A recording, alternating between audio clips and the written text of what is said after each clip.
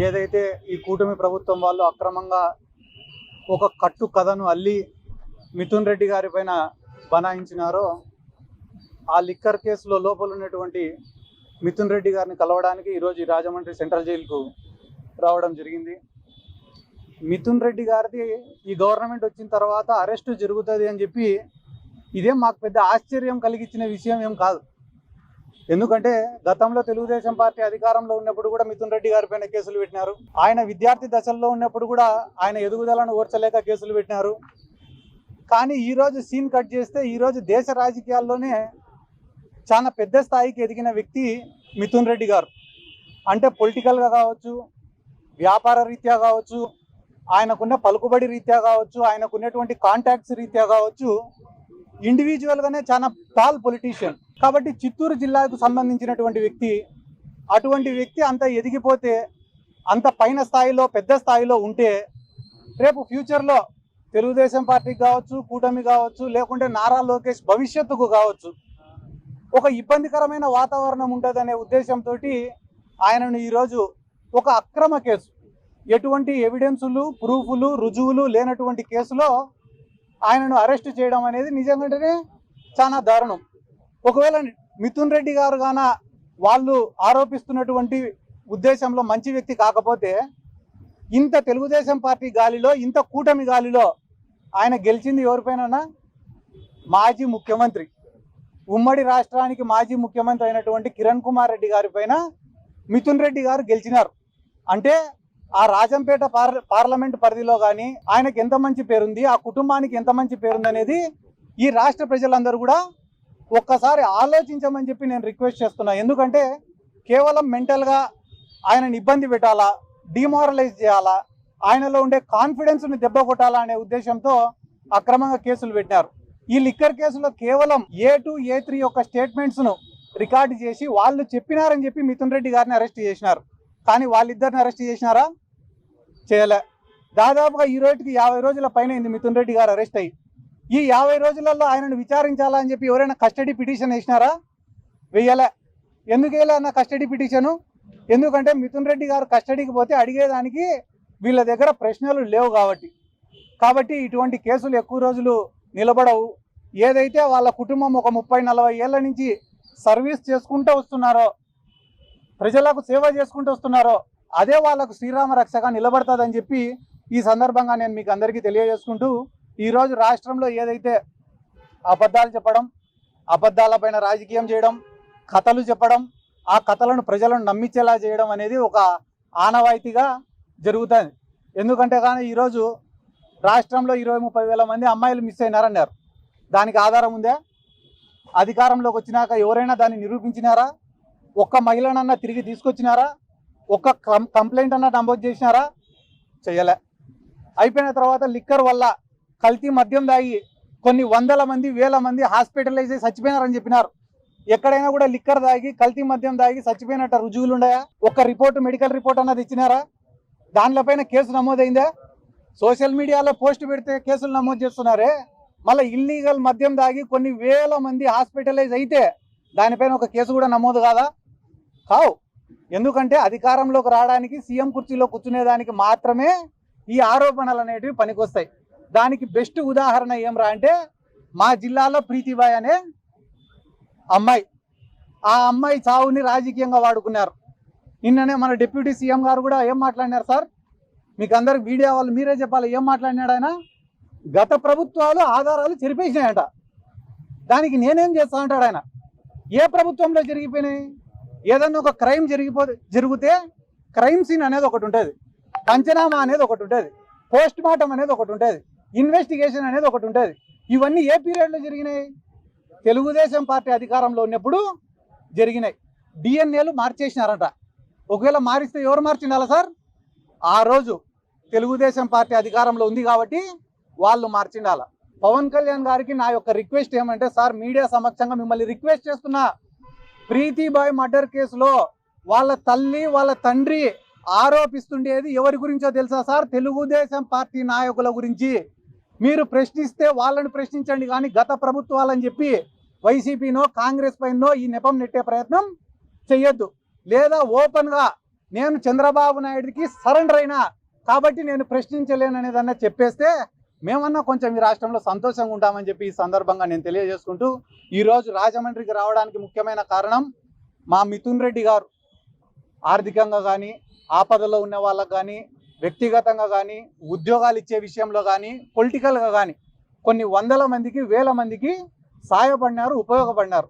అటువంటి వ్యక్తులకు, పార్టీ కోసం అంత కష్టం చేసినటువంటి వ్యక్తులకు, జగన్మోహన్ రెడ్డి గారికి అంత నమ్మకంగా నిలబడిన వ్యక్తులకు, అంటే కష్టాలలో అధికారంలో ఉన్నప్పుడు అన్ని వేళలా కూడా అండగా ఉన్నటువంటి వ్యక్తులకు మా వంతు మద్దతు ఎప్పుడు ఎల్లప్పుడూ ఉంటుందని తెలియజేయడానికే ఈరోజు ఈ రాజమండ్రికి కూడా రావడం జరిగింది.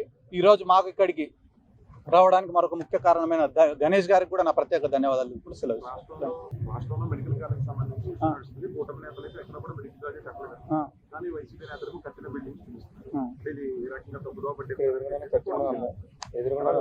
ఇప్పుడు భయపడేవాడిని భయపించచ్చు అన్న, భయం నటించేవాడిని ఏం భయపించవు. అదే రకంగా ఈరోజు కళ్ళకు కనిపించేదాన్ని కూడా నాకు కనపడలే అని చెప్పి కళ్ళకు గంతలు కట్టుకుంటే మేమేం చేయగలుగుతాం?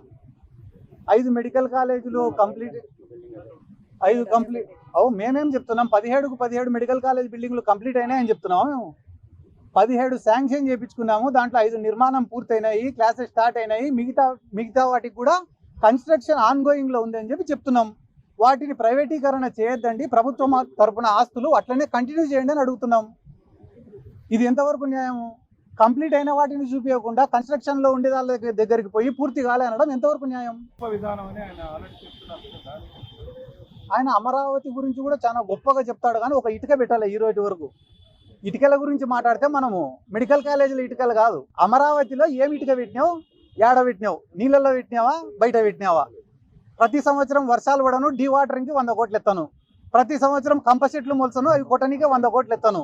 ఎత్తడమే పనిగా పెట్టుకునే వాళ్ళు కూడా మా జగన్ సార్ గురించి మాట్లాడుతున్నా. ఇంతమంది విలేకరులు ఉన్నారు కదా, మీ అందరి సమక్షంలో ఒక ప్రశ్న అడుగుతాను నేను. తెలుగుదేశం వాళ్ళు ఈ 15 నెలలు 16 నెలల్లో ఒక్క పని చేసినారా? ఒక్క పని, ఏదైనా ఒక్క పని చేసింటే మీరు చెప్పండి. నేను మిమ్మల్ని అడుగుతాను, ఒక పని అడుగుతాను, ఏమైనా చేసినారా అని. ఏంది ఏందన్నా? ఎవనెబ్బా సొమ్ము ఇచ్చినారన్నా?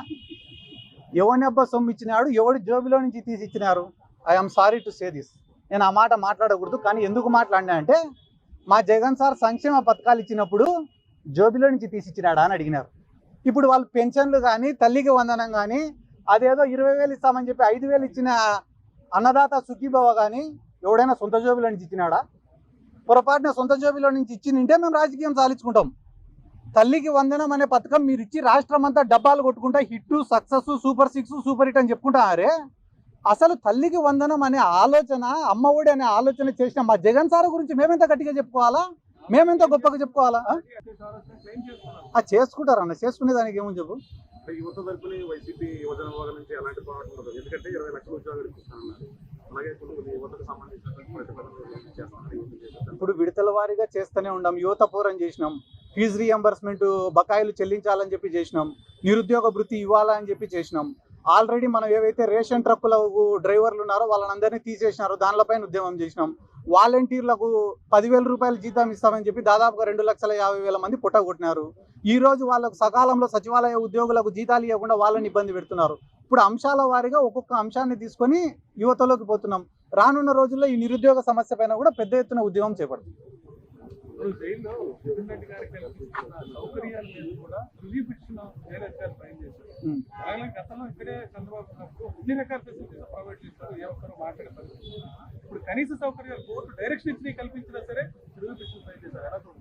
ఇది చాలా దుర్మార్గం కదన్నా. ఆ రోజు చంద్రబాబు నాయుడు గారికి అన్ని ఫెసిలిటీస్ ఇచ్చినప్పటికీ కూడా కొన్ని న్యూస్ ఛానళ్లను, వాళ్ళకి సంబంధించిన మీడియా ఛానళ్లను అడ్డం పెట్టుకొని అడుగడుగునా చంద్రబాబు నాయుడు గారికి అవమానం జరుగుతుంది, వైద్య పరీక్షలకు కూడా ఏం సదుపాయాలు కల్పించడంలే అని ఇటువంటి తప్పుడు ప్రచారాలు చేసి ఒక సింపతి గెయిన్ చేయాలని చూసినారు.